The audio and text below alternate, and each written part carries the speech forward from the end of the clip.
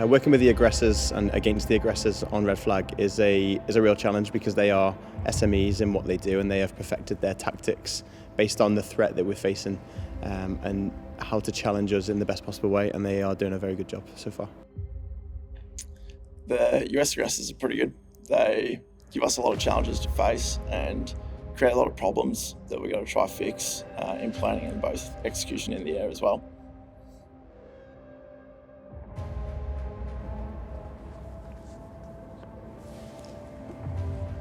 I am Brendan Krauss. I'm a captain in the U.S. Air Force. I fly F-35s with the 65th Aggressor Squadron. The role of the aggressor squadrons is to basically know, teach, and then replicate the adversary tactics that we have and observe. You can rock up to a fight and there will be 50 to 60 aircraft already established in a fight that you're joining late. If we do end up doing anything for real, we will be as a team. So it's imperative that we can get the training and learn how to work together.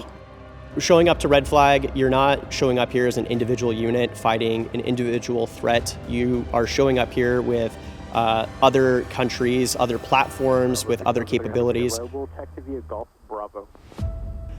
Red flag was developed post-Vietnam as essentially an exercise that younger pilots, that they can show up and practice what they've learned and what they know to better prepare them for night one of a conflict, so that they're, no kidding, actually experienced something versus showing up to the squadron, deploying day one and not knowing what it's like to be in a simulated combat environment, or a combat environment for that matter.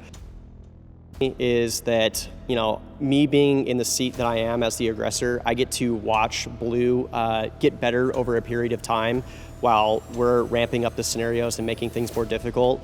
And it's incredible to see just the level of basically improvement that we see from everyone as they participate in the exercises and as the vols go on. And each vol gets obviously harder, but Blue obviously is improving upon that too. So it's great for me to see that, because obviously it gives me hope that we're in a good spot, and it also means that when I go back to a Blue unit, I'm going to be in good hands and learning the best that I can because of what I was doing at red flag and helping shape and show a difficult adversary to beat. It's fantastic. You can't understand, we're very similar nations, the US, the UK and Australia, but we all have our little sort of intricacies. And that kind of comes to fruition when there's 50 of you in a building trying to plan a mission or work together. So understanding those little intricacies and kind of coming together as a team, and when it really pays off, it's a cool experience.